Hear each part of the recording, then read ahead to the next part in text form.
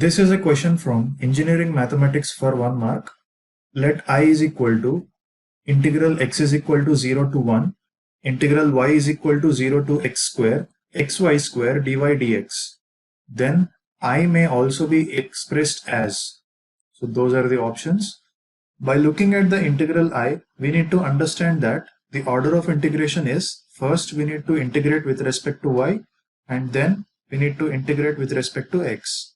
Okay, but when you look at the options will indicate that the order of integration is dx dy. That means first we need to integrate the function with respect to x, and then we need to integrate the resultant function with respect to y. Okay, that means here we need to change the order of integration given.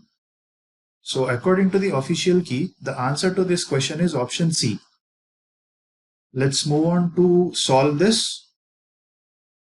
Let us first write down the given integral, that is I is equal to integral x is equal to 0 to 1, integral y is equal to 0 to x square, xy square dy dx. Here the limits given are y is equal to 0 to x square and x is equal to 0 to x is equal to 1. When we plot this function or the limits on an xy plane, we will get this one where y is equal to x square is a parabola about y-axis, and the limits of x are x is equal to 0 and x is equal to 1. The intersection point of x is equal to 1 and y is equal to x square will be 1, 1.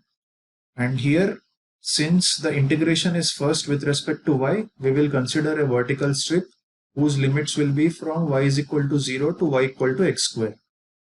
And its corresponding x limits are x is equal to 0 to x is equal to 1. Okay, now our objective is to change the order of integration. We need to understand and remember that the vertical strip will be changed into a horizontal strip.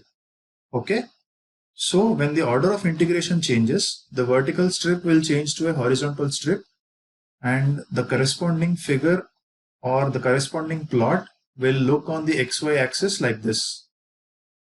Since we have y is equal to x square, from that we can write x is equal to root y.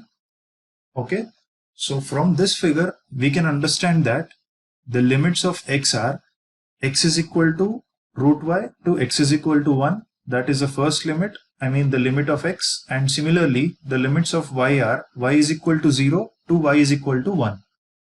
Okay, so these are the new limits. Now when we try to express the given integral I, when by changing the order of integration, it can be expressed as I is equal to integral y is equal to 0 to 1, integral x is equal to root y to 1, xy square dx dy.